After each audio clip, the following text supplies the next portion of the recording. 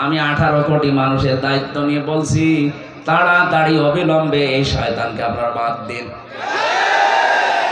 তার নাম বলতে চাই, আপনারা বুঝে ফেলেছেন। কথা বলেন না কেন? আমরা চাই ওনাকে যেন না রাখা হয়। সবগুলো আমার বলা দরকার নেই, একটাই যেহেতু বলেছি, মানে আল্লাহর নিষিদ্ধ কাজ, নারী পুরুষের আকর্ষণ নষ্ট করে নিজের স্ত্রীকে দিয়ে পর্যন্ত সিনেমা বানিয়েছে ব্যাচেলার। আপনি দেখবেন 3rd পারসন সিঙ্গুলার নাম্বার, এই সমস্ত সিনেমাগুলো আমি নিজে উপন্যাসে পড়েছিলাম বিশ্ববিদ্যালয়ে থাকাকালীন। এখন দেখি ওইগুলো দিয়ে সিনেমা বানিয়েছে, যেগুলো পরকীয়া প্রেম উস্কে দেয়। ওনার স্ত্রীকে দিয়ে এই সিনেমা বানিয়ে উনি মানুষের ভেতরে পরকীয়া প্রেম, এটা আল্লাহর নিষিদ্ধ কাজ। কথা বলে না কেন? পরকীয়া প্রেম যেটা, এটা নিষিদ্ধ কাজ না? কোন হিন্দুকে বলেন, সেও মানবে না। যদিও সে আল্লাহ বিশ্বাস করে না, তারপরও সেই অবৈধ কাজ মানে না। আপনি মুসলিম নামধারী কি সুন্দর সুন্দর শব্দ দিয়ে নাম বানিয়েছে, মোস্তফা, সরোয়ার, ফারুকি, প্রত্যেকটাই অর্থবোধক নাম। প্রথমটা আমার নবীর নাম মোস্তফা, সরোয়ার আমার নবীর নাম, ফারুকি বিশ্ব নবী মোহাম্মদ রাসূলুল্লাহ সাহাবী হযরত ওমর ফারুকের নাম। এত সুন্দর সুন্দর জিনিস দিয়ে নাম বানালেন আর কাম করছেন সব উল্টা। ফারুক মানে সত্য মিথ্যার পার্থক্যকারী, আর আপনি সত্য মিথ্যা সব মিশ্রণ ঘটিয়ে সব এক করে দিচ্ছেন। এই জন্য জীবন যতদিন আছে আমরা চাই আমরা যেন আল্লাহ আযাব এবং গজবে আপনার মতো না পড়ি। এই কারণে আমরা বাধা দেই, প্রতিবাদ করি। যদি আমাদের সামর্থ্য যতটুকু আছে এইটাও বন্ধ করে দেয়, আল্লাহর কসম দাউদ নবীর জামানায় যেভাবে বানর বানিয়ে দিয়েছে আমাদেরকেও বানিয়ে দেবে। আমরা তো আমাদের বাঁচার জন্য প্রতিবাদ করছি। এই 14 দলটা বাদ দিয়ে বাকি যারা আছে আপনি তাকান, জীবনের উপরে রিস্ক নিয়ে তারা কিন্তু প্রতিবাদ করেছে, এখনো করছে। এখানে চাচ্ছি এ দেশটা যেন অশান্ত না হয়। এই কি করে না, বিবেক নেই মনে হয়। কি শুরু করেছেন? কষ্ট হচ্ছে তো দেখতে পাচ্ছেন। এভাবে থাকেন ভাই না, এই যে এখানে কয়েকজন তুলে দিন। কোথায় যাবেন? আমি আসার সময় তো দেখলাম মানুষের কোনো জায়গা নেই। বাধা দিলে মানুষের ঝোঁক সেই দিকে বাড়ে। এটাই সেই দুনিয়া তৈরি হওয়ার পর থেকে আরম্ভ হয়েছে। 15.5 বছরে বাধা দিয়ে কি করলেন আপনি? 1 তারিখেই সব আল্লাহ উঠিয়ে দিয়েছে। সুতরাং যারা বাধা দিয়েছিলেন তাদেরকে তো আর খুঁজে পাওয়া যাচ্ছে না, তাদের খুঁজে পাওয়া যাবেও না। কারণ এই আয়াতের পরের শব্দ ফাকতি আযাবিরুল কওমিল্লাযিনা যালামু, জালেমদের গোড়া কেটে দিয়েছে কে? বলেন বলেন। ওদের গোড়া কেটে দিয়েছে। এই জন্যই তো এখন নতুন নতুন ইস্যু বানাচ্ছে। কতগুলো ইস্যু তৈরি করলো 5 তারিখের পর থেকে, একটাও হালে পানি নেয়নি। এখন আবার নতুন করে আরেকটা তৈরি করছে। বিশ্বের বিভিন্ন মডেলের কাছে এখন ধর্ণা দিচ্ছে যে আমি নির্বাচিত সরকার ছিলাম, আমাকে উৎখাত করা হয়েছে। এটা ডাহা মিথ্যা কথা। এরা যদি কেউ শয়তান কেউ বলে যে 15 বছরে কি দেশে নির্বাচন হয়েছে, শয়তানও হাসবে। কথা বলে না কেন? আপনি একটা ঘোড়াকে সকালবেলা জিজ্ঞাসা করেন, ঘোড়াও বলবে একটা কথা বলতে। নির্বাচনের আগে যেখানে 154 জন হয়ে যায়, দিনের ভোট যেখানে রাতে হয়ে যায়, সেখানে আপনি এই কথা সারা বিশ্বের মানুষকে মডেলদেরকে শোনাচ্ছেন কি? আপনি একটা হাসি মানুষ, এত বড় মিথ্যা কথা বলেন কি?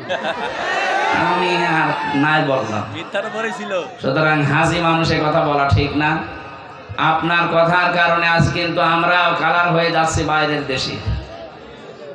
এই যে সিঙ্গাপুর, মালয়েশিয়া কয়েকটা দেশ ঘুরলাম, এই সমস্ত দেশে যাবার পরে দেখি ওই মানুষগুলো গালি দেয়। প্রথমে আমি মদিনা থেকে একটা গাড়ি নিয়েছিলাম আবু জেহেলের কবর দেখার জন্য। ভাড়া ঠিক করার পরে ড্রাইভারকে বললাম চলেন, উনি আমারে বলে ইয়া হাতিউল হুজ্জাত। এভাবে দামাদামি করে। কোন দেশে বাড়ি?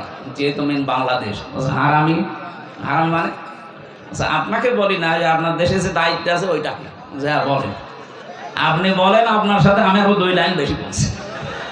অথচ লোকটা মদিনার লোক, জীবনেও কোনোদিন ইনারে দেখেনি, নামও শুনি। খালি এই দেখেছে ওই হয়তো ফেসবুক চালায়, বা এই যে ইউটিউব আছে, এই সমস্ত দৃশ্যগুলো ওখানে যায়, তামাম দুনিয়ায় তো যায়। এই মিথ্যা কথাগুলো দেখে দেখে বলে যে এই একটা কথা হলো, আল্লাহর ঘর তাওয়াফ করে গেল, নবীর রওজা জিয়ারত করে গেল, আর এরকম ডাহা মিথ্যা কথা বলে কি করি? 15.5 বছরে এই দেশে নির্বাচন হয়নি, এটা কি ওয়াজ করার প্রয়োজন আছে? এদেশের সবাই জানে, বিশ্বের মোড়লদের এই মিথ্যা কথা বলি এখন আর বোঝানো যাবে না, তারাও জানে। এদিকে তাকান ভাই, আল্লাহ তাআলা বলেন আমি নির্বাচিত করি, ওই চুয়াডাঙ্গাবাসী, নির্বাচিত করি আমি। এ কথা কার? সূরা হজ 78 নম্বর আয়াতের মাঝে আছে, ওয়াজতাবাকুম, আমি তোমাদেরকে নির্বাচিত করি। নির্বাচিত করা হয় যে পদ্ধতির মাধ্যমে, ওই পদ্ধতির নাম নির্বাচন। নির্বাচন ছাড়া নির্বাচিত করা যায়? বলেন বলেন। তা আপনি যে বলেন যে আমি নির্বাচিত, নির্বাচন তো হয়নি, আপনি কিসের নির্বাচিত?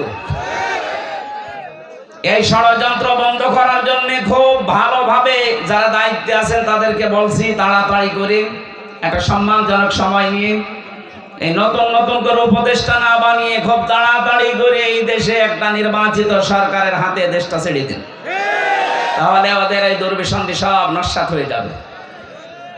কারণ জালেম বিদায় নিয়েছে দেশ থেকে, মুনাফিক কিন্তু এখনো অনেকে আছে, এরাও তলে তলে জালেমদের সাথে বিভিন্ন আঘাত করছে, এই কারণে জালেমরা এত সাহস পাচ্ছে।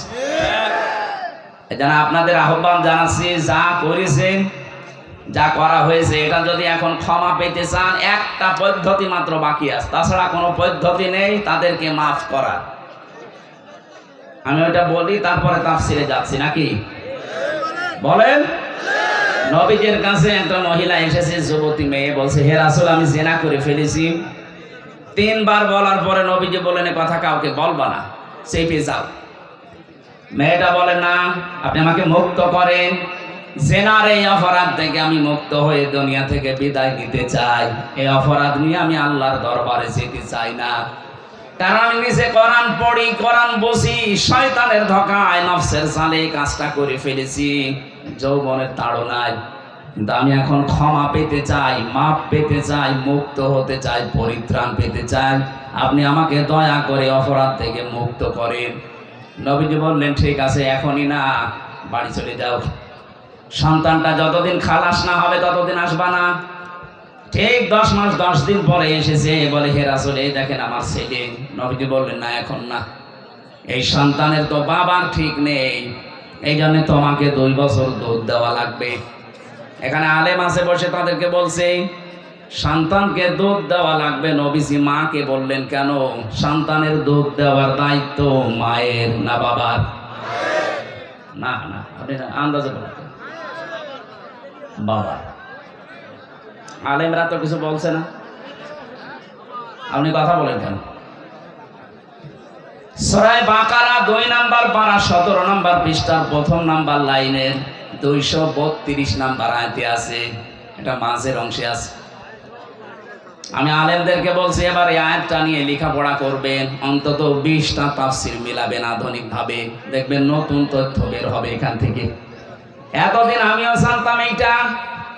আল্লাহ পাক বলেন ওয়ালা ওয়ালিদাতু ইরদি'না আওলাদাহুন্না হাওলাইনি কামিলাইনি লিমান আরাদা আইয়ুতিম্মার রাদা। এখানে কত মাদ্রাসার আলেম ফাজিল কামিল পাশ করা লোক দেখেন, লিমান আরাদা আইয়ুতিম্মার রাদা, এটা মুযাক্কার শব্দ। দুধ পান করাও 2 বছর, এই কথা বলার পরে আল্লাহ মুযাক্কার দিলেন, মুয়ান্নাস দেয়নি। মায়ের নাম না দিয়ে বাবার নাম দিলেন কেন?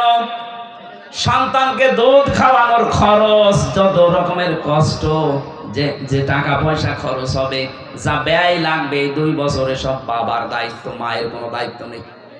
আর মা যদি দয়া করে পান করিয়ে দেয়, আপনার উপরে এটা ইহসান। কোন মা যদি বলে না আমি এটা করাবো না, 2 বছর দুধ পান করাতে পারি, 5 লাখ টাকা দেওয়া লাগবে, আপনাকে তাই দেওয়া লাগবে? আমার মনে হয় মাইকে এটা বলা ঠিক হইল না। আমার ম্যাডামও শুনতেছে। আমার এই যে 43 দিন আগে একটা মেয়ে হয়েছে, ও যদি এখন লাইভে দেখে বলে ঠিক আছে বাড়ি আসো, আমারও 5 লাখ দেওয়া লাগবে না, তোমার মেয়ে তুমি নাও, আমি একটা বিপদে পড়ে যাবো না, থকু আর বলা যাবে না। চুয়াডাঙ্গাবাসী কোরআনে কারিমের এই আয়াতে আমি অনেকগুলো তাফসিরের সাথে মিলিয়ে দেখেছি নবীজি কেন ওই মেয়েটাকে বলেছিলেন যে তুমি দুধ পান করাও 2 বছর, এটা তো বাবার দায়িত্ব, নবীজি কেন অবিচার করলেন? করেছিলেন এই কারণে, কারণ তার তো বাবার ঠিক নেই। সন্তানটা যারও সন্তান ছিল না, এক কথা বলছে না কেন? সে তো বলতে পারছে না এটা কার বাবা কোনটা, বললে তো আর অপমান হবে। আরে গোপন কথা জিজ্ঞাসা না করাই ভালো। সূরা মায়েদার ভেতরে আছে লা তাসআলু আনাশিয়া ইন তুবদা লাকুম তাসুকুম। এই আয়াতের ব্যাখ্যায় দেখবেন যে কথা বললে আপনাকে সরাসরি অপমান মনে করা হয় এরকম কথা আপনি ওর সামনে বলবেন না, গোপনে বলবেন। বাস্তবে আমি নবীজির এই কথাকে মিলিয়ে দেখেছি, বিশ্ব নবী তাকে এই কারণে বলেন নাই, বললেন ঠিক আছে দুধ পান করাও 2 বছর। 2 বছর পরে এসেছে শক্ত একটা খাবার নিয়ে, নবীজি বললেন ছেলেটা এক সাহাবীর আন্ডারে দিয়ে দাও, মেয়েটাকে বুক পর্যন্ত মাটির ভেতরে গেড়ে দাও, পাথর নিক্ষেপ করো। হযরতে খালিদ ইবনে ওয়ালিদ বলেন আমি এত জোরে একটা পাথর নিক্ষেপ করলাম দেখি নাক দিয়ে ফেটে রক্ত বের হয়ে আমার শরীরে লেগেছে। ভৎসনা দিলাম, রাগ করলাম, গালি দিলাম, অপমান বোধ হলো আমার কাছে, যেরকম একটা নাপাক মহিলার রক্ত আমার শরীরে। নবীজির কানে কথাটা যাবার পরে বিশ্ব নবী বললেন খালিদ থামো, এ কথা বলবা না, আমি নবী তুমি নবী না, আমি যা দেখি তুমি দেখতে পাও না, আমি যা শুনি তুমি শুনতেও পাও না, আমি যা জানি তুমি জানো না। আমাকে জিবরাইল এই কথা জানিয়েছে এই মহিলার যে আকাঙ্ক্ষা আপত্তি, এই মহিলার যে অনুশোচনা, যে তাওবা, যে কাজটা সে দুনিয়ায় করে গেল, এটা আল্লাহর এত বেশি পছন্দ হয়েছে, দুনিয়াতে কোনো জালেমও যদি এইভাবে তওবা করে আল্লাহ তাকেও মাফ করে দেবে।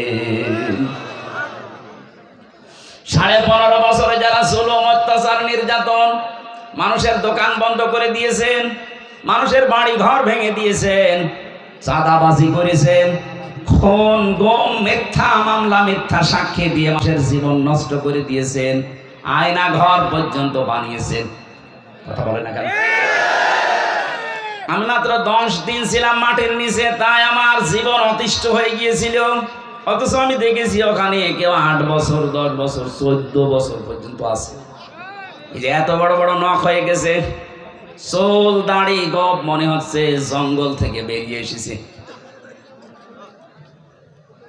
আমার 10 দিনের পেছনে এই মাজার এত ব্যথা, এখনো পর্যন্ত 60 হয়ে বসলে আমারও ব্যথা যায় না।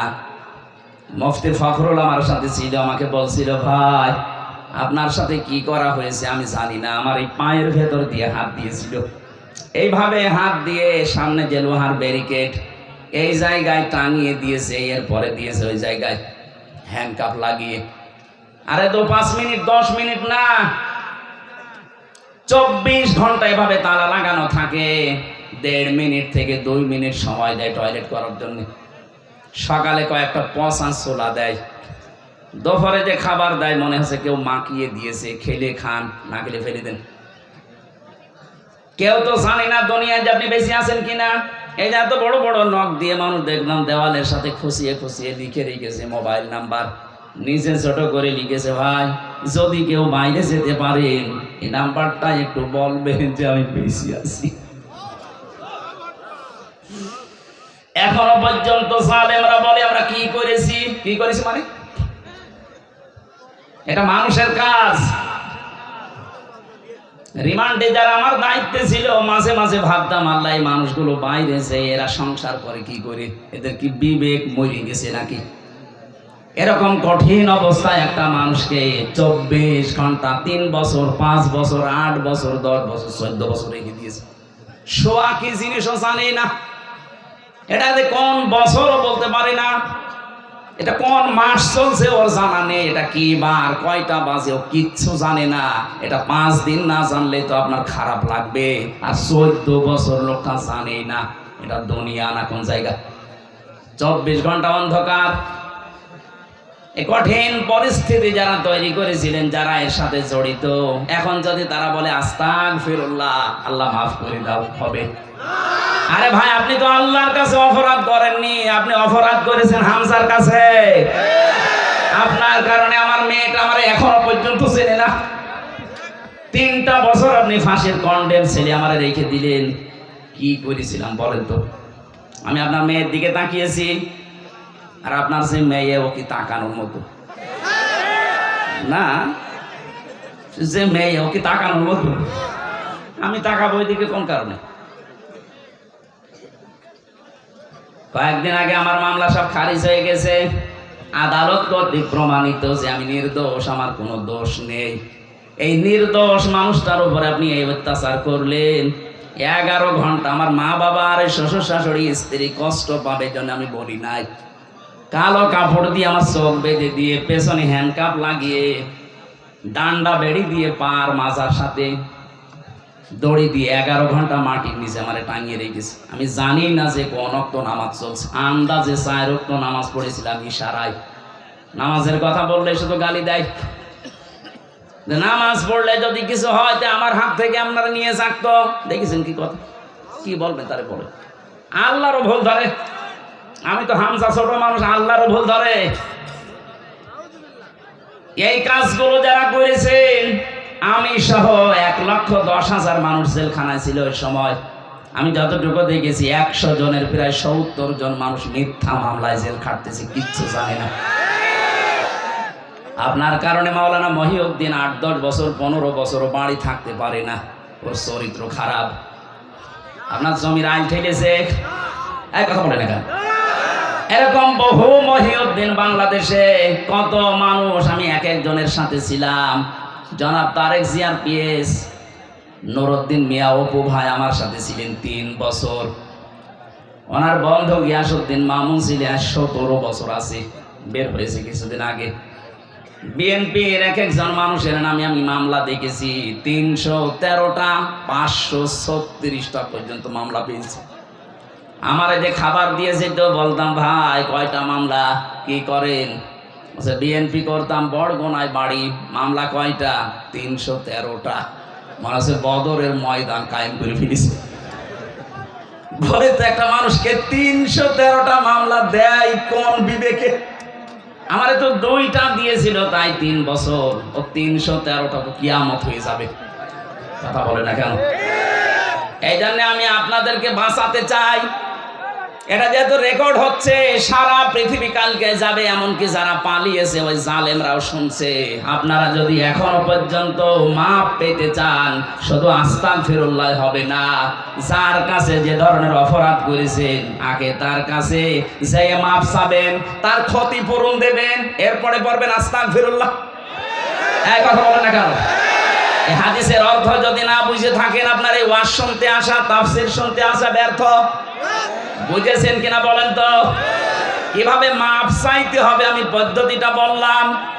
নবীজি যে ওই মহিলাকে বলতে পারতেন না, যাই হয়েছে হয়েছে, তুমি আস্তাগফিরুল্লাহ গোপনে পড়ে নাও, বলতে পারতেন না? কিন্তু বলেননি, ওনাকে শাস্তি দিয়ে তারপরে বলেছে এবার আস্তাগফিরুল্লাহ পড়ো।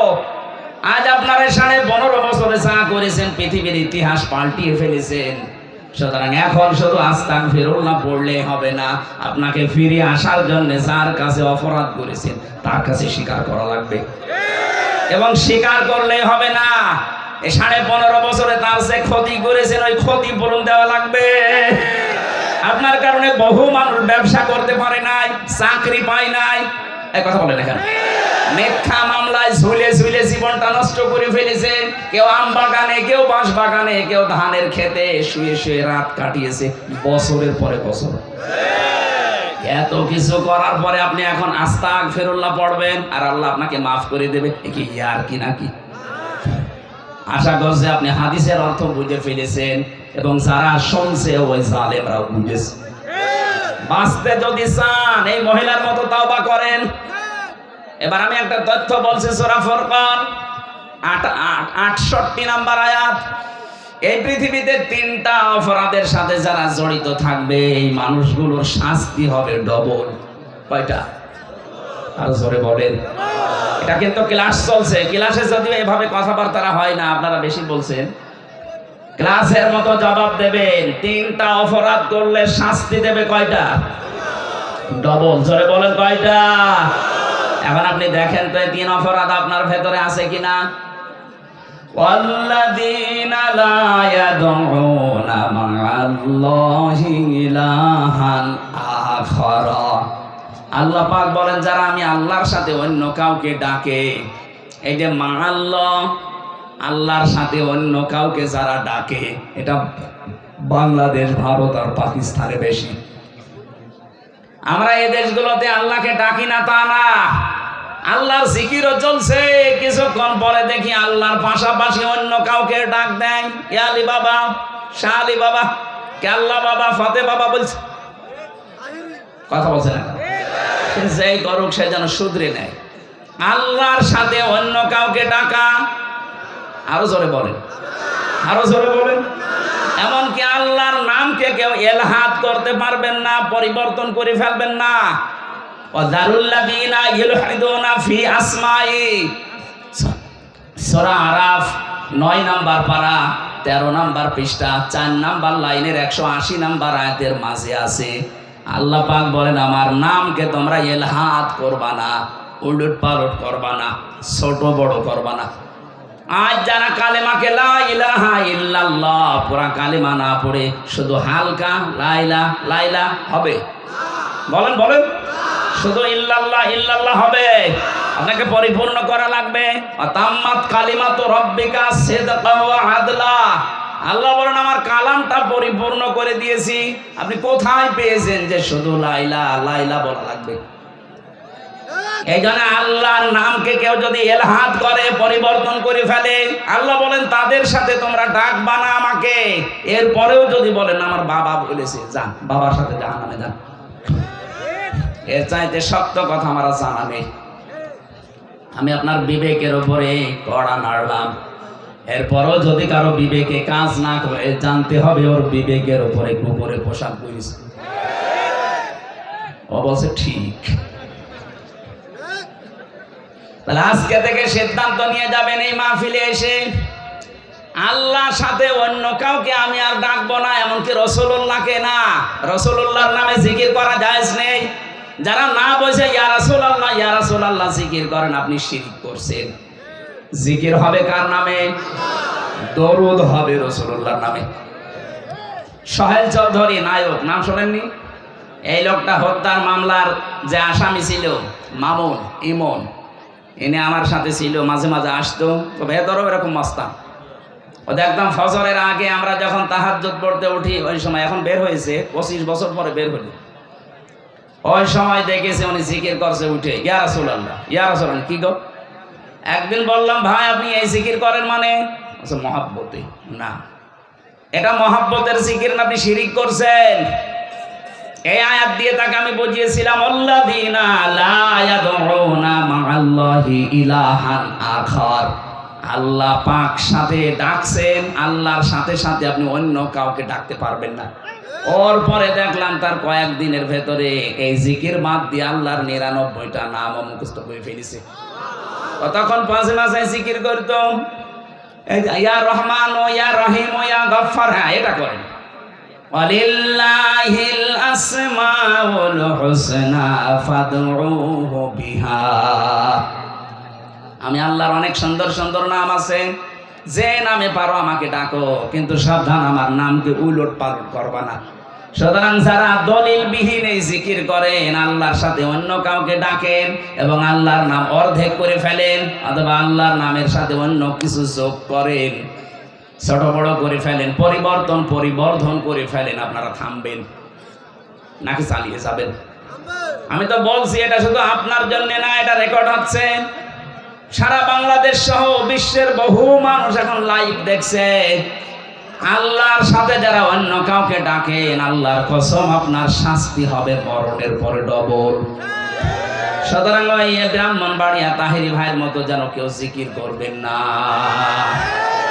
2 নম্বরে ওয়ালা ইয়াকতুলুনান নাফসাল্লাতী হারামাল্লাহু ইল্লা বিল হক। আদালত কর্তৃক, বিচারালয় কর্তৃক প্রমাণ করা ছাড়া কোনো মানুষকে আপনি হত্যা করতে পারেন না। অথচ আগস্টের 5 তারিখের আগে 3732 জন মানুষ হত্যা হয়েছে এই দেশে। এই কথা বলা লাগবে। মানুষগুলো মারার পেছনে একটাও যুক্তিসঙ্গত কোনো কারণ নেই, আদালত কর্তৃক প্রমাণিত কোনো দলিলও নেই। আপনি নিজের ইচ্ছা মতো মারলেন, কথা বলেন না কেন? এর সাথে যিনি জড়িত, যারা জড়িত তাদের শাস্তি হবে ডবল। 3 নম্বরে ওয়ালা ইয়াজনুন, জিনা করা যাবে না। কে বলছে? জিনা করলে শাস্তি কয়টা? ডবল। বলেন বলেন। ইউদাফ লাহুল আযাবু ইয়াউমাল কিয়ামাহ, আল্লাহ বলেন তাদের শাস্তি দেব আমি ডবল। ও চুয়াডাঙ্গাবাসী, বিবেকটা খুলে, বিবেকের কানটা একটু এদিকে দেন। আজ আমরা যাদেরকে আদালতে তুলছি, দেখতে পাচ্ছি এই মানুষগুলোর সব সারা জীবনটা জিনা দিয়ে ভরা। এতদিন পর্যন্ত যাদের নামে মিথ্যা মামলা দিয়ে জেনার তহমত দিয়ে জেলে আটক করেছিল, ফাঁসি দিয়েছিল, ওই মানুষগুলোর জীবন পবিত্র। এক কথা বলে না কেন? আপনি তাকান, যাদের বিরুদ্ধে জেনার তহমত দিয়েছিল, ব্যভিচারের দোষ দিয়েছিল, তারা কিন্তু এখন বেকসুর খালাস পেয়ে গেছে, তারা মুক্ত। আদালত কর্তৃক প্রমাণ হচ্ছে তাদের ওই অপরাধের সাথে যুক্ত তারা না, রাজনৈতিক প্রতিহিংসার কারণে তারা এটার শিকার। কিন্তু এখন যাদেরকে দেওয়া হচ্ছে এদের সব ভিডিও ক্লিপ আছে। এই কথা বলেন না কেন? কালকে আমি জামালপুরে ছিলাম, জেলা জামালপুর, ওই যেমন টাকলা মুরাদ, 6 মিনিট 32 সেকেন্ডের একটা অডিও ক্লিপ ফাঁস হয়ে গিয়েছিল। এই কারণে তার মন্ত্রিত্ব শেষ, তার এমপিগিরি শেষ, বাকি আরটা বললাম না। অথচ এখন যারা আছে দেখেন, প্রত্যেকের 8 মিনিট 10 মিনিট 1 ঘন্টা পর্যন্ত এদের চরিত্র কোথায় সব ভিডিওই দেখা যাচ্ছে। জেনা করলে শাস্তি ডবল হয়, আর এদের পুরাটা জীবনই জেনা। দরবেশ বাবা পর্যন্ত অন্যের স্ত্রী নিয়ে এসে আল্লাহর রাস্তায় চালাচ্ছে। বলেন আপনি কাকে বিশ্বাস করবেন? আর বাকি দরবেশের যদি এই হাল, বাকি তো সব আল্লাহর রাস্তায় চলে গেছে। এই জন্য জেনার ধারে কাছে যাওয়া পর্যন্ত নিষেধ। আর এগুলো লাইসেন্স শুরু করেছিল আল্লাহ, এই কারণে এভাবে শক্ত করে ধরেছে। তাহলে এই মহিলার উদাহরণ দিলাম আমি হাদিস দিয়ে, এই কারণে আজ হাজারো মানুষ মনে করছে যা করেছি, অন্তত এখন কিছু মানুষ যারা আত্মীয় স্বজন আছে এদের সাথে মিলে মিশে আস্তাগফিরুল্লাহ পড়েনি, না আপনার মাফ হবে না। আপনি ধরা তো খাবেনই, যদি মাফ পেতে চান এই মহিলার মতো তওবা করেন। এই 15.5 বছরে যাদের ক্ষতি করেছেন তাদের ক্ষতিপূরণ দেবেন, তাদের কাছে মাফ চাবেন। তারা যদি মন থেকে বলে ঠিক আছে যা মাফ করে দিলাম, এবার আপনি আস্তাগফিরুল্লাহ পড়বেন। আমার এই কথার অর্থ বুঝেছেন কারা? তারা শুধু হাত তোলেন তো, হ্যাঁ আন্দাজে না, আমি কিন্তু জিজ্ঞাসা করবো। এবার হাত অনেক নেমে গেছে। আলহামদুলিল্লাহ, আজকের মাহফিল সাকসেস। আল্লাহ আমাদের তৌফিক দিন কোরআনে কারিমের আয়াতগুলো বোঝার। বলেন আমিন। দ্বিতীয় নাম্বার, আমরা যারা এখানে এসেছি তাফসীরুল কোরআন মাহফিলে তাফসীর শোনার জন্য, সূরা আরাফ 206টা আয়াত ছিল, একটা মাত্র আয়াত পড়েছি, 157 নম্বর আয়াত। আমাকে আল্লাহ যতটুকু জ্ঞান দিয়েছে আয়াতের উপরে, আমি যতটুকু স্টাডি, যতটুকু লেখাপড়া করেছি, আমি সেই আকারে কথা বলার চেষ্টা চালাচ্ছি। আল্লাহ তৌফিক আমাকে যেন দান করেন। জবান খুলে সকলে বলেন আমিন। এবার আপনি একটু তেলাওয়াত করে ভাই। আউযু বিল্লাহি মিনাশ শাইতানির রাজিম। বিসমিল্লাহির রহমানির রহিম। আল্লাযীনা ইয়াত্তাবিউনার রাসূলান নাবিয়্যাল উম্মিয়্যাল্লাযী ইয়াজিদুনাহু মাকতুবা ইলা আখির আয়াত। কোন সূরা বললাম? বলেন বলেন। বললাম না ক্লাস চলছে। আরাফ শব্দের শাব্দিক অর্থ পরিচিত হওয়া। আরাফ মানে কি? এটা জান্নাত জাহান্নামের মাঝে একটা প্রাচীর বানাবেন আল্লাহ। এই প্রাচীরের উপরে কিছু মানুষকে আল্লাহ দাঁড় করিয়ে দেবেন। এই প্রাচীরের নাম আরাফ। নাম কি? নবীজি সাহাবীদের সামনে বলছিলেন, এই প্রাচীরের ওপর আল্লাহ যাদেরকে দাঁড় করাবে এদেরকে জাহান্নামেও দেবে না, জান্নাতেও দেবে না। সাহাবী প্রশ্ন করলেন, হে নবী, এদেরকে জান্নাতে দেবে না কেন? নবীজি বললেন, এদেরকে আল্লাহ জান্নাত দিচ্ছে না এই কারণে, কারণ এরা দুনিয়ায় ভালো ভালো অনেক কাজ করেছে, কিন্তু মা বাবার সাথে খারাপ আচরণ করতো। বাংলার মুসলমানেরা খুব সেনসিটিভ বিষয় এটা। আপনি যত ইবাদত বন্দেগী করেন, বৈধ কোনো কারণে যদি মা বাবা অসন্তুষ্ট হয়ে থাকে, আপনি কিন্তু ওই প্রাচীরের উপরে দাঁড়িয়ে থাকবেন। কথা বলেন না কেন? কয়েকদিন আগে আমি নীলফামারী কিশোরগঞ্জ গিয়েছিলাম। ওখানে একটা বৃদ্ধাশ্রমে নিয়ে গেল দেখার জন্যে। যে দেখি কিছু মার বাবা এই লাইনে বসে আছে, প্রায় 40 জনের মতো। তাদের চোখের দিকে তাকিয়ে দেখতে পেয়েছি এই মানুষগুলোর সন্তানাদি অনেক বড় বড় জায়গায় আছে। আমি জিজ্ঞাসা করেছিলাম কয়েক জায়গায়, কিন্তু এই মানুষগুলোকে সব এখানে রেখে গেছে, মাসে মাসে খরচ দিয়ে যায়। চিন্তা করেন যে মানুষের 10 তলা বিল্ডিং, 5 তলা বিল্ডিং এর মালিক, 4-5টা ফ্ল্যাটের মালিক, এক একজনের 8টা 10টা করে রুম আছে বাড়িতে, কিন্তু মার বাবার থাকার জায়গা নেই। মা বাবার দিকে তাকালেই মনে হচ্ছে এরা সন্তানের জন্য বরদোয়া দিচ্ছে। বলেন নাউজুবিল্লাহ। যাদেরই মা বাবা আমি ওখানে দেখেছি, এই সন্তানগুলো যদি 14 বার হজ করে আসে, আল্লাহর কসম এরা জান্নাত পাবে না, ওরা ওই প্রাচীরে দাঁড়িয়ে থাকবে। আমাদের কপাল যেন এরকম না হয়। কথা বলে না কেন? যতগুলো সন্তানের কারণে তার মার বাবা বৃদ্ধাশ্রমে থাকে, বাংলাদেশে এখন বৃদ্ধাশ্রম প্রায় 168টার উপরে। নীলফামারীর কিশোরগঞ্জ একটা থানা, সেখানে এতগুলো মানুষ পড়ে আছে। বছরের পর বছর আছে, অনেকে খবর নেয় না, শুধু মাঝে 2 বছর 3 বছর পর একটা চিঠি পাঠায়, মা কেমন আছো, একটা কথা হইল। 30 বছর 25 বছর পর্যন্ত এই ছেলেটার পেছনে ওই মার বাবা নিঃস্বার্থ ভাবে শ্রম দিয়েছিল। কথা বলে না কেন? অথচ আজকে এই সন্তানই রেখে গেছে তার মাকে। আমার যতটুকু দেখলাম, যাদের কারণে রেখে যায় সন্তানগুলো মার বাবাকে বৃদ্ধাশ্রমে বলেন, এর পেছনে কয়েকটা কারণ আছে। একটা কারণ ওই ছেলেটার বউ। কথা বলছেন না?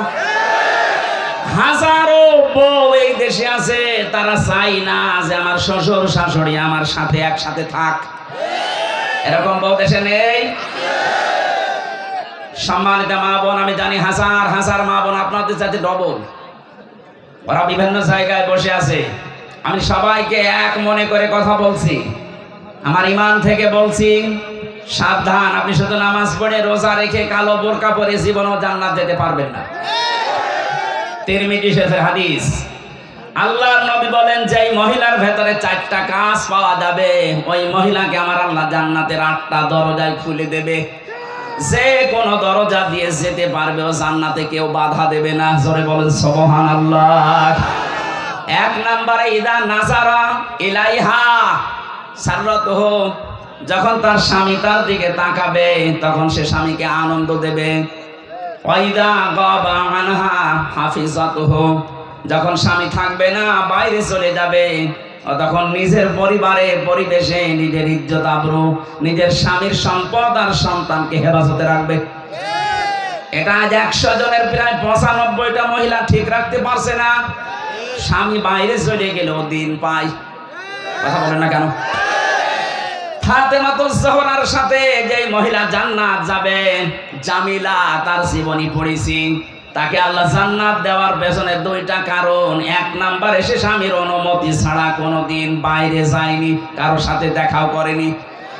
আর হাজারো মেয়ে লোক স্বামী বাইরে চলে গেলেও মনে হচ্ছে যে জান্নাত পেয়ে গেছে। স্বামীর সম্পদগুলো তার অনুমতি ছাড়া দান করা জায়েজ নেই, আর আল্লাহর রাস্তা চুরি করে। কথা বলে না কেন? স্বামী বাইরে গেলে আপনার সন্তান, আপনার শরীর, ইজ্জত, সম্ভ্রম, এগুলো সব হেফাজতে রাখা লাগবে। জান্নাতের দরজা এই কারণে খোলা থাকবে। 3 নম্বরে এইটা আসো, ভালো করে শোনেন। নবীজি বলেন, তুইনু আলা দীনি যাওজাতিহা, যে মহিলা তার স্বামীকে দ্বীনের উপরে চলতে সাহায্য করে, দিনের প্রচারে গেছে, দিন কায়েমের জন্য কাজ করছে। এই মহিলার কষ্ট হলেও স্বামীকে সাহায্য করবে, উৎসাহ দেবে, পেছন থেকে আরো সাহায্যের হাত বাড়াবে। কিন্তু হাজারো মহিলা এটা করে তো না, আরো বাধা দেয়। এই কথা বলছে রাখা। সম্মানিত মা বোনেরা, শুধু নামাজ পড়ে রোজা রেখে আপনি জান্নাত যাবেন কখনোই না।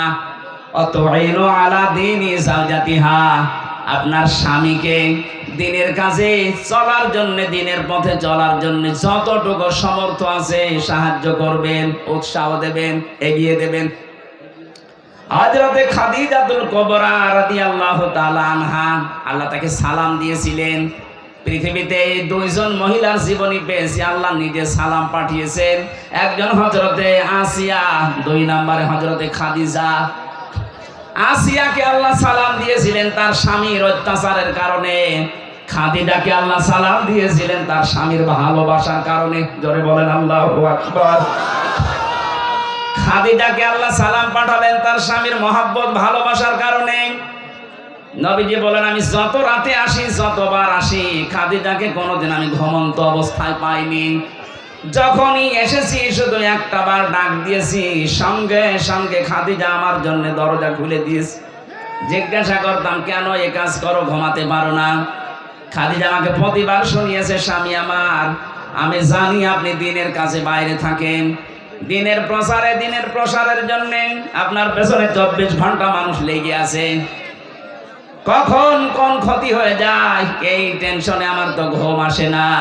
আপনি যখন আসবেন পরিশ্রান্ত ক্লান্ত শরীর নিয়ে আপনি বারবার ডাকবেন, আমি যদি আরামে ঘুমিয়ে থাকি উঠতে দেরি হয়ে যাবে, বেয়াদবি হতে পারে। এই কারণে যতক্ষণ না আসেন ততক্ষণ পর্যন্ত ঘুম লাগলো আমি বিছানায় না ঘুমিয়ে দরজার সাথে হেলান দিয়ে ঘুমাই। স্বামীর এই মহাব্বত দেখে আমার আল্লাহ তাকে সালাম পাঠিয়েছিলেন দুনিয়ায়। আর আমরা স্বামীর সাথে এমন আচরণ করি, সালাম তো দূরের কথা, আল্লাহ গজব পাঠায়। কথা বলে না কেন? বিশ্ব নবীও এত বেশি পরামর্শ দিয়েছিলেন তার মেয়ে ফাতেমাকে, ডাক দিয়ে বলতেন, মা, 4টা মেয়ের ভেতরে তোমাকে সবচাইতে বেশি ভালোবাসি আমি। এতদিন আমার বাড়িতে ছিলে, যত কিছু মনে লেগেছে, কাজকর্ম তুমি করতে পেরেছো। আজকে একটা নতুন পৃথিবীতে তোমারে পাঠালাম আলীর কাছে। সাবধান, শরীয়ত সম্মত কোনো বিধান নিয়ে আমার জামাইয়ের সাথে বার্গেনিং করবা না। শরীয়তের ভেতরে থেকে যদি আমার জামাই হযরতে আলী কোনো বিষয়ে তোমার উপরে মন খারাপ করে, এ অবস্থায় যদি তোমার মরণ হয়ে যায়, আমি নবী হয়ে বলছি তোমার জানাজায় বাবা হয়েও যাব না। আজ বাংলার বাবাগুলো যদি এইভাবে সতর্ক করতো, বাংলাদেশে ডিভোর্স হইতো না, সংসারে তালাক পড়তো না। কথা বলেন না কেন? আপনার মেয়েটাও দুনিয়ায় জান্নাতের একটা পরিবেশ পেত। আপনি নিজের পরিবার যেমন জাহান্নাম বানিয়ে রেখেছেন, আপনার মেয়েটার পরিবারও জাহান্নাম বানিয়ে দিচ্ছেন। আপনি আদর্শ বাবা না, আপনাকে বাবা হওয়া লাগবে মুহাম্মদুর রাসূলুল্লাহর মতো। তাহলে আমার কথা ছিল, আপনার স্বামী যতক্ষণ বাইরে থাকবে দিনের কাজে, মানবতার কাজে, আপনাকে সাহায্য করা লাগবে, তাকে সহযোগিতা করা লাগবে, উৎসাহ দেওয়া লাগবে। আপনি যদি বাধার কারণ হয়ে দাঁড়ান, জান্নাত আপনার জন্য ব্যারিকেড হয়ে দাঁড়াবে। 4 নম্বরে বেশি স্বামী যা আদেশ করে ওইটা যদি জায়েজ হয়, স্বামী যেটা চায় ওটা যদি জায়েজ হয়, স্বামী যেটা পছন্দ করে ওটা যদি জায়েজ হয়, আপনার জীবন থাকতে ওইটা মানা লাগবে। এই 4টা কারণ পেয়েছি আমি তিরমিজি শরীফে। এখানে যত মহিলা এসেছে 5 ওয়াক্ত নামাজ আর রমজানের রোজার পাশাপাশি আমার আল্লাহ 4টা কাজ তাদেরকে করার তৌফিক দেন, বলেন আমিন। জীবননগরবাসী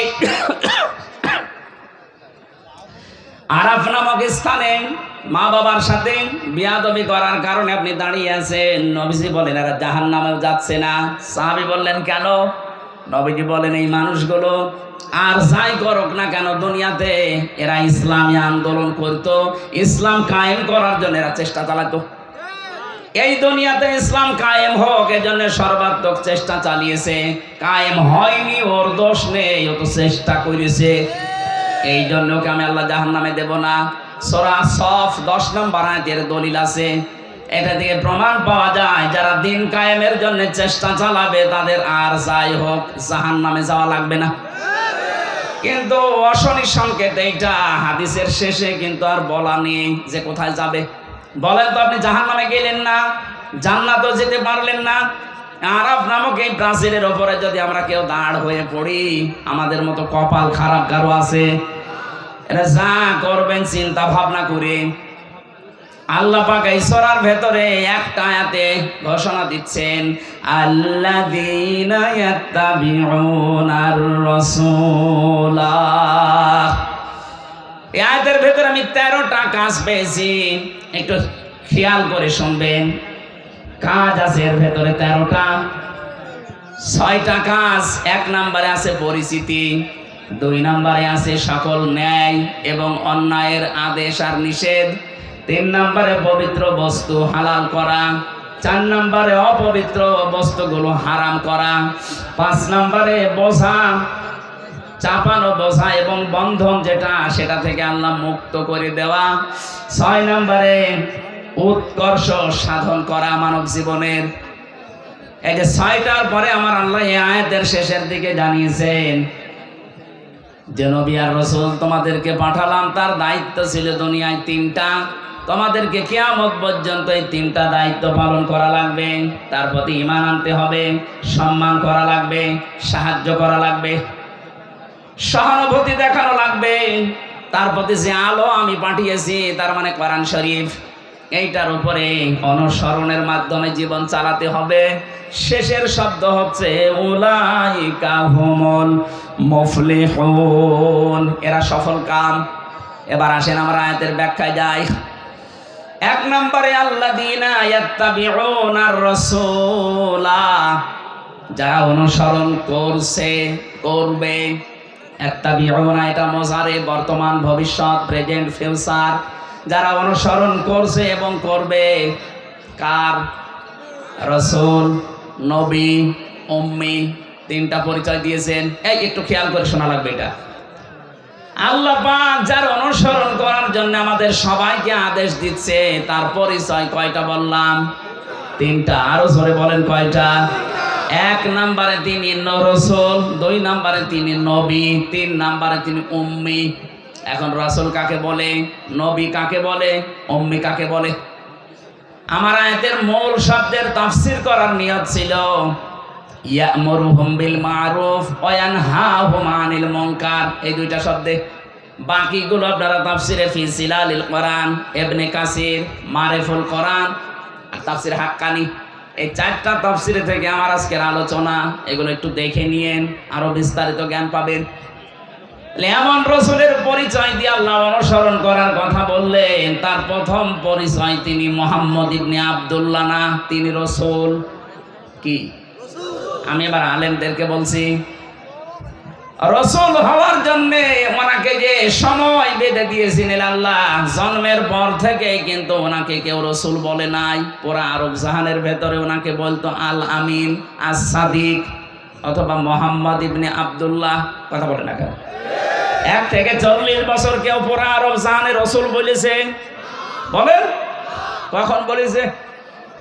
40 বছর বয়সে তিনি যখন আল্লাহর কাছ থেকে পেয়েছিলেন, ইকরা বিসমি রাব্বিকাল্লাযী খালাক, আল্লাহ পাক এই 5টা আয়াত তাকে দেওয়ার সঙ্গে সঙ্গে তিনি বাড়িতে আসলেন। এই বললাম না একটু খেয়াল করা লাগবে কেন?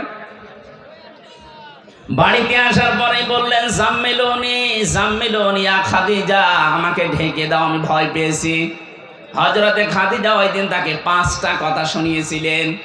পৃথিবীর কোন স্ত্রী যদি স্বামীকে এই 5টা কথা বলতে পারে, সে স্বামী যেন বিশ্বাস করে সে হক পথে আছে। আর যদি মনে করেন না স্ত্রীর পক্ষ থেকে 5টা কথা আসে না, আপনি যত বড় আল্লাহর ওলি দাবি করেন, আপনি বুঝবেন আপনি ভ্রান্ত পথে আছেন। খাদিজা ওই দিন বলেছিলেন, যদিও তিনি ঈমান এখনো আনেননি, প্রথমেই বলেছিলেন স্বামী ভয় পাবেন না, কাল্লা আল্লাহি মা ইয়াখজিক কাল্লাহু আবাদান, আল্লাহর কসম কখনো আল্লাহ আপনাকে ভয় দেখাতে পারেন না। জিন, পরি, ভূত, পেতনি যাই বলেন, যারা ভয় দেখায় এরা আপনার কাছে আসতে পারে না। কারণ কি, ইন্নাকা লা তাসিলুর রাহিমা, আপনি আত্মীয়তার সম্পর্ক ঠিক রাখেন। এই হাদিস দ্বারা বোঝা যায় দুনিয়ায় যারা আত্মীয়তার সম্পর্কগুলো ঠিক রাখতে পারে, অটুট রাখতে পারে, তাদের ভেতর থেকে আল্লাহ ভয় দূর করে দেয়। আর আমাদের রাতের বেলা আমার মনে হয় তাল গাছের ভেতরে কিছু নড়াচড়া করলো ভয় লাগে। কথা বলে না কেন? এত ভয় আপনার ভেতরে, কারণ কি? কারণ আপনার রক্তের সম্পর্ক ঠিক নেই। চেহারা সুরত দেখলে মনে হয় জান্নাত থেকে পালিয়ে এসেছে, অথচ নিজের আপন ভাইয়ের সাথে কথা বলে না। এই কথা বলছে না কারণ নিজের আপন রক্ত যেগুলো, এগুলোর সাথে যদি সম্পর্ক কেউ ছিন্ন করে, ঘরে যদি দেখতে মনে হয় শাহজালাল পীরের মতো, তাও মনে করবেন ওর জীবনে বহু ভয় আল্লাহ লুকিয়ে রেখেছে। আমি বিস্তারিত ব্যাখ্যায় যাচ্ছি না, আমার শব্দ সামনে পড়ে আছে। 2 নম্বরে ওয়া তাহমিলুল কাল্লা, কি করতে আপনি ভয় পান? আপনি তো মানুষের বোঝা হালকা করেন, বোঝা বহন করেন। এখানে বোঝা মানে শুধুমাত্র এই বোঝা না, এখানে কষ্টের বোঝা, ঋণের বোঝা, দুঃখের বোঝা। কথা বুঝতেছেন? হ্যাঁ নবী, আপনি এই দুনিয়াতে বহু বোঝা বহন করে দেন, বোঝা হালকা করে দেন মানুষের। অথচ আশ্চর্য হয়ে গেলাম, এতবার জীবনে হজ করার পর, নবীর উম্মত দাবি করার পর, মুসলিম জাতির অনেকে তাকে মা বলে, অনেকে তাকে বোন বলে, অথচ এই মানুষটা পালিয়ে যাওয়ার সময় কত রকমের বোঝা আমাদের উপরে দিয়ে গেল। এই কথা বলে না কেন? এই যে 3732 জন মানুষ মরে গেল, এগুলো দেশের জন্য বোঝা হয়ে গেল না? 2780 জন মানুষ এখনো হাসপাতালে কাতরাচ্ছে, তারা তাদের পরিবারের কাছে, সমাজের কাছে এই দেশের জন্য এখন বোঝা না? কারো হাত নেই, পা নেই, চোখ নেই, অন্ডকোষ নেই। এই কথা বলছে না কেন? এত ঋণের বোঝা আপনি দিয়ে গিয়েছেন। এদেশে এখন কেউ জন্ম নিলে তার মাথার উপরে 1 লাখ টাকা ঋণ। এত বড় বড় বিশাল বোঝা আপনি দিয়ে গেলেন, কাউকে কষ্টের বোঝা, কাউকে দুঃখের বোঝা, কাউকে অর্থের বোঝা, ঋণের বোঝা, হাজার হাজার বোঝা আপনি মাথার উপরে দিয়ে আরামে আছেন। আর আপনি দাবি করছেন আমি জান্নাতে যাব। কিসের জান্নাত আপনার? আপনি তো নবীর উম্মতই নেই। শুধু উনি না, এই পৃথিবীতে যারাই মানুষের উপরে বোঝা তৈরি করে দেয়, বোঝা হালকা করে না, কত মানুষকে, নিরীহ মানুষকে বেকার মিথ্যা মামলা দিয়ে তার মাথার উপর একটা বোঝা চাপিয়ে দিলেন। আমার পরিবারের উপরে 3টা বছর কি বোঝা চাপিয়েছিলেন বলেন তো? 2-5 হাজার, 10,000 না, কত লক্ষ লক্ষ টাকা আমার পরিবার থেকে আপনারা নিয়েছেন। মনে হচ্ছে যে আমার বাবার কাছে টাকা পাই, সে টাকা চাইতে গেছে। আমার প্রথম দিন ধরার পরেই বলেছে রিমান্ড দেব 10 দিন, 50টা মামলা দেব, যদি ছেলেকে বাঁচাতে চান তাহলে 10 লাখ টাকা এখনই নিয়ে আসেন। বাবা তো গ্রাম্য মানুষ, কোথা থেকে গিয়ে ধার মার করে 8 লাখ টাকা ও পাগল দিয়ে দিস। ওই শয়তানরা তো কথা ঠিক রাখে না, টাকাও নিয়েছে, পরের দিন আবার 8টা মামলা দিয়েছে। বাস্তব বোঝা বোঝেন তো? এই যে দুঃখের বোঝাটা 3 বছর দিলেন, আমার স্ত্রীটা, আমার মা বাবা, আমার আত্মীয় স্বজন যারা আছে, কি বোঝাই ছিল তারা। কথা বলে না কেন? অন্তত আমার রক্তের সম্পর্ক যাদের সাথে আছে, এই মানুষগুলো তো রাতে ঘুমাতে পারতো না। বিনা কারণে একটা মানুষ 2টা মেয়ে রেখে জেলখানায় পড়ে আছে বছরের পর বছর।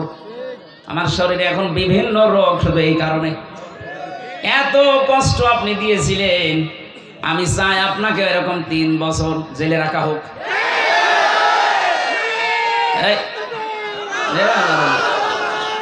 ঠিক আছে, বসেন বসেন, এই বসেন বসেন। আমার যে তথ্যগুলো বলা দরকার তাফসীর মাহফিলে আমি এবার আরম্ভ করছি। এদিকে থাকান, আমার এই হাদিস পড়া বলতে গেলে সময় চলে যাবে। 2 নম্বরে আমি পেয়েছিলাম রাসূলুল্লাহ যেই দিন হয়েছিলেন, ওই দিন থেকে তিনি যতদিন দুনিয়ায় জীবিত ছিলেন, এই 23 বছর, এই 23 বছরের 13 বছরের জীবন শুনতে অনেক মানুষের আগ্রহ আছে এখনো। আমি যদি এখন ওই 23 বছরের ভেতরে 13 বছরের মক্কার জীবনী বলি, কত মানুষ এখানে চোখের পানি ফেলে কাঁদবে। কিন্তু ওই রাসূলুল্লাহ তার 23 বছরের 13 বছর বাদ দিলে এখনো থাকে 10 বছর। বলেন বলেন, এই 10 বছরে তিনি প্রেসিডেন্ট ছিলেন। প্রেসিডেন্ট কি এমনি হয়ে গেছেন? কিছু করা লাগেনি। ওই কথাগুলো বলতে গেলে তখন কিছু মানুষের মন পাওয়া যায় না, বলো হুজুর এবার রাজনীতি হচ্ছে। আমার মনে হয় নবীজি যদি এখন বেঁচে থাকতো, শয়তান নবীজিকে এটা বলতো। সুতরাং আপনি ভুল বুঝবেন না, আমি আপনাকে বাঁচাতে চাই।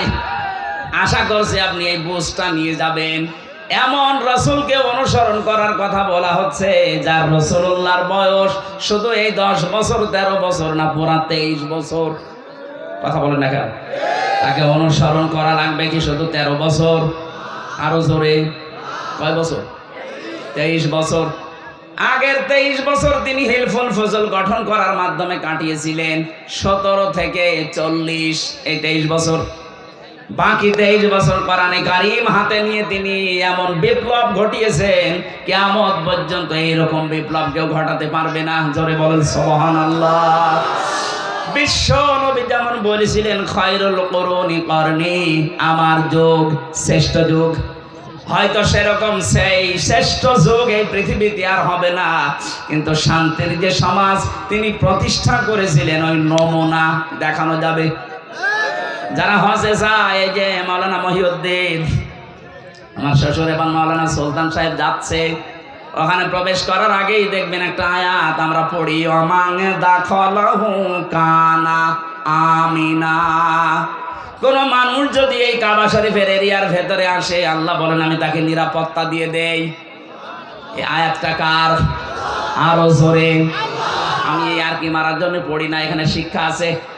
কাবার চত্বরের ভেতরে আসলেই তাকে নিরাপত্তা দেবে কে? আরো জোরে বলেন। কারণ ওই ঘরটা কার? বাংলাদেশ কি কাবা ঘর? বলেন বলেন। তাহলে এখানে যে এখন অরাজকতা চলছে, এই জায়গায় যদি শান্তি স্বস্তি নিরাপত্তার পরিবেশ দিতে হয়, এটা তো কাবা না। কি করবেন আপনি? সূরা নাম 82 নম্বর আয়াতে আল্লাহ দলিল দিয়েছেন, 6000 কিলোমিটার দূর এখান থেকে কাবা শরীফ। কাবার ভেতরে ঢুকলে না আপনি নিরাপত্তা পেয়ে যাবেন, বাংলাদেশের 56,000 বর্গ মাইলে আসলে আপনি নিরাপত্তা পাবেন কি করে? আল্লাহ পাক বলেন এই কাজটা করো, উলাইকা লাহুমুল আমনু। এই যে এইভাবে তাফসীরের ভেতরে হাক্কানিতে আছে, আল্লাহ তার নিজের কুদরতি আঙ্গুল যেন এইভাবে দেখিয়েছে।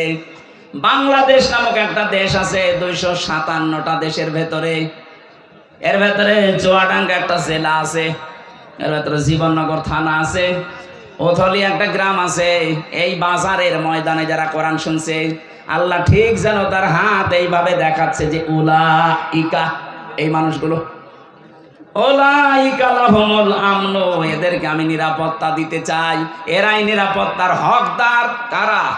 এর আগে আল্লাহ কয়েকটা গুণ দিয়েছেন, আল্লাযীনা আমানু ওয়া লাম ইয়ালবিসু ঈমানাহুম বিযুলমিন। পৃথিবীর ময়দানে যারা ঈমান এনেছে, ঈমান আনার পরে তাদের ঈমানের সাথে যারা জুলুমকে মিশ্রণ করে নাই। এখানে জুলুম মানে শিরিক। জুলুম মানে কি? সুতরাং আমরা যদি এই বাংলাদেশে আমাদের ঈমান যায় আছে, ঈমানের সাথে যদি শিরিক মিশ্রণ না করি, জুলুম মিশ্রণ না করি, এই দেশটা আল্লাহ কাবা শরীফের মতো নিরাপত্তা দিয়ে দেবেন। আমি আশা করি কথা বুঝতে পেরেছেন। সুতরাং বাংলাদেশ সামনে যদি আমরা নিরাপত্তা দিতে চাই, আর্মি দিয়ে, বিডিআর দিয়ে, পুলিশ দিয়ে, র্যাব, সীতা, কোবরা দিয়ে হবে না। এদেশকে নিরাপত্তা দিতে হলে শিরিক মুক্ত করা লাগবে, জুলুম মুক্ত করা লাগবে। একটা হয়েছে অলরেডি, চেষ্টা চলছে, অন্তত দেশে আর জুলুম নেই। কথা বলে না, এখনো কিছু হালকা আছে, এটা থাকবে না যদি শিরিক মুক্ত এই দেশ হয়। কে মুক্ত? বলেন বলেন। শিরিকটা কার সাথে? এবার আসেন এই শব্দটা বিজুলমিন আই শিরকিন, এই শব্দের ব্যাখ্যা পড়েছি আমি তাফসীরের ভেতরে পেয়েছি 4টা। শিরিক থেকে কেউ যদি নিজেকে বাঁচাতে চায়, সে যেন শিরিক বিল জাত, শিরিক বিল সিফাত, শিরিক বিল ইখতিয়ারা, শিরিক বিল হুকুক, এই 4টা থেকে নিজেকে বাঁচায়। শ্রেণী বিন্যাস করে করে আমি তাফসীরের ভাষায় দেখেছি 120 প্রকার হয়, শিন, র আর কাফ। এত কথা এর ভেতরে আল্লাহ লুকিয়ে রেখেছেন, যত চেষ্টা করবেন তত নতুন নতুন তথ্য আপনি এখান থেকে পাবেন। আমরা কোরআনে কারিমের কথা বলতে গেলে কথা খুঁজে পাই না, আর আমার তো মনে হয় কোরআনের কোনো আয়াত পড়লে আমার শেষই হয় না। আপনি লেখাপড়া করবেন তো পাবেন কোথায়? বাস্তবে আমাদের এই দেশকে শিরক মুক্ত করার জন্য আমরা অনেকে চেষ্টা চালাচ্ছি। ডাক্তার মোহাম্মদ ডাক্তার আব্দুল্লাহ জাহাঙ্গীর রহিমাহুল্লাহ, আল্লামা শাহিদ দেলাওয়ার হোসেন সাইদি রহিমাহুল্লাহ, তারা চেষ্টা চালিয়েছিলেন শিরক কুফর এগুলো দূর করার জন্যে। কারণ তারা জানতেন এই পৃথিবীকে যদি নিরাপত্তা দিতে হয় অবশ্যই এই পৃথিবীতে শিরক বন্ধ করা লাগবে। কারণ এটা একটা বড় জুলুম, ইন্না শিরকা লা যুলুমুন আযীম।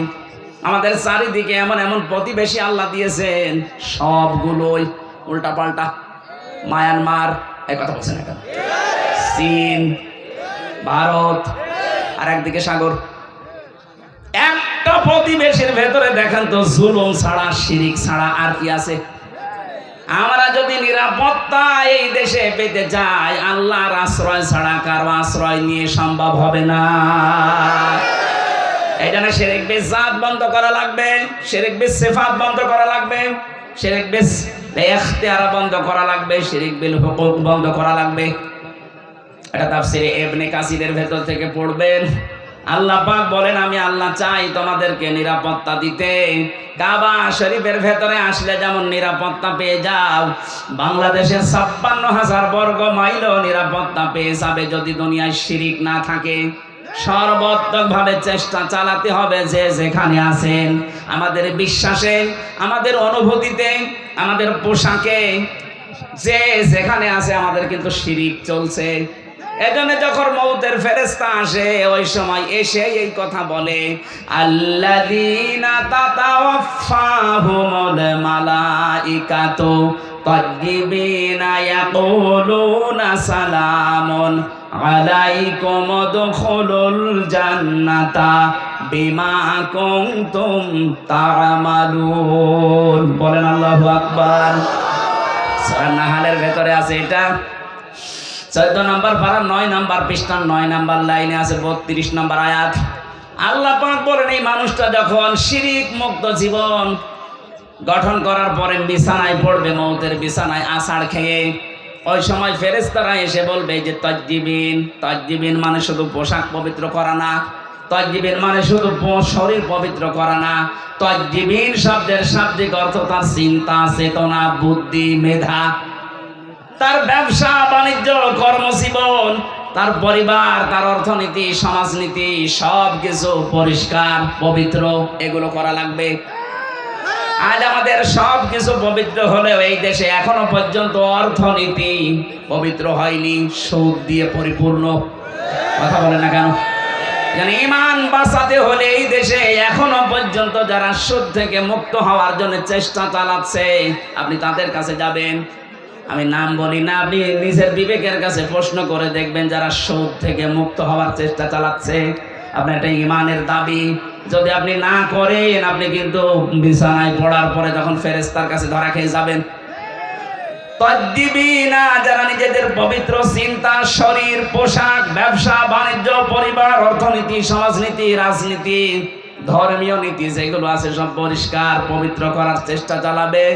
ফেরেশতারা বলবে, ইয়াকুলুনা সালামুন আলাইকুম, শান্তি আল্লাহ তোমার বান্দা এর উপরে আমরা বর্ষিত করছি। উদখুলুল জান্নাহ, প্রবেশ করো ওই যে জান্নাত দেখা যাচ্ছে। বিমা কুনতুম তা'মালুন, যে কাজ তোমরা করেছিলে। শিরক মুক্ত জীবন গঠনের জন্য বহু চেষ্টা চালিয়েছিলে সমাজে, পরিবারে, রাষ্ট্রে। আজকে আল্লাহ পাক এই জন্যই তোমাকে এই জান্নাতের দরজা খুলে রেখেছে, প্রবেশ করো। জেলখানা যাওয়ার পরে আমি এই আয়াতটার বাস্তব উদাহরণ পেয়েছি। আল্লাহ জাহান্নামের কথা পুরা কোরআনে যেখানে দিয়েছেন সেখানে দিয়েছেন জাহান্নামের দরজাগুলো বন্ধ থাকবে, আর জান্নাতের কথা যেখানে দিয়েছেন সেখানে দিয়েছেন জান্নাতের দরজা খোলা থাকবে। আমি দেখেছি জেলখানায় 24 ঘন্টা তালা লাগানো থাকে, মেন গেট, কেউ প্রবেশ করলে তাড়াতাড়ি তালা লাগিয়ে দেয়। আল্লাহ পাক বলেন জান্নাতের দরজা এরকম না, জান্নাতের দরজা ওপেন থাকবে, খোলা থাকবে, যত মানুষ আসবে তার জন্য কোনোদিন বন্ধ করা হবে না। এখানে আমাদের জীবনটা যেন শিরক মুক্ত হয়, কাবা শরীফের মতো বাংলার 56,000 বর্গ মাইল। আন্তর্জাতিক বিশ্বের যে চক্রান্ত চলছে, বিশেষ করে আমাদের প্রতিবেশীদের, সব কিছু থেকে যদি নিরাপত্তা পেতে চাই, অবশ্যই অবশ্যই আমাদের এই বাস্তব জীবনটা জুলুম এবং শিরিক মুক্ত করা চাই। আল্লাহ আমাদের তৌফিক দিন, বলেন আমিন। এমন রাসূলের অনুসরণের জন্য আল্লাহ আদেশ দিচ্ছেন, যিনি রাসূল হয়েছিলেন কত বছর বয়সে? বলেন বলেন। এই যে তাবলীগ জামাতের ভেতরে দুই দল মারামারি করছে, সবাই বলছে আমরা নবীওয়ালা কাজ করছি না। নবীওয়ালা কাজ হবে তখন যখন তিনি দেখেন নবী হয়েছিলেন। কত বছর বয়সে? আরো জোরে বলেন। 40 থেকে 63, এই 23 বছর আপনাকে পঙ্খানো অনুসরণের মাধ্যমে দেখাতে হবে তিনি উম্মি ছিলেন। আল্লাহ পাক বলেন, এই ঘোষণা আমি তাওরাতে এবং ইনজিলে লিখে দিয়েছিলাম। সূরা আলে ইমরান 3 নম্বর পারা 19 নম্বর পৃষ্ঠার 8 নম্বর লাইনে তথ্যগুলো আছে। লম্বা হয়ে যাচ্ছে না? না, কিছু মানুষ এই যে ওঠাউঠি করছেন, যারা উঠে তারা উঠবে। এইভাবে কষ্ট দেওয়া ঠিক না। আমরা 11:20 বাজে 30 পর্যন্ত আমরা টাইম দিয়েছিল। আমরা মনে হয় পুরাটা শেষ করতে পারবো না, যতটুকু পারি। আগামীতে এই দর্শনা মাদ্রাসায় 28 তারিখে একটা মাহফিল নিয়েছি এই মাসে। আজকে মনে হয় 13 তারিখ না? 28শে নভেম্বর রাত 9টা 9:30 ওখানে উঠবো ইনশাল্লাহ। দর্শনা মাদ্রাসায় যে আমরা যেখানে পড়তাম ওখানে কথা বলবো। এরপরে আর এইদিকে এই যে জলিলপুর মাদ্রাসায় আছে, তার পরের মাসে 8 তারিখে দিনের বেলা, ওটা আসর থেকে মাগরিব পর্যন্ত। আমার ভেতরে ঘেমে যাচ্ছে, আমি আজকে শেষ করে দিচ্ছি, মাপসে আগামীতে কথা বলবো ইনশাল্লাহ। আল্লাহ।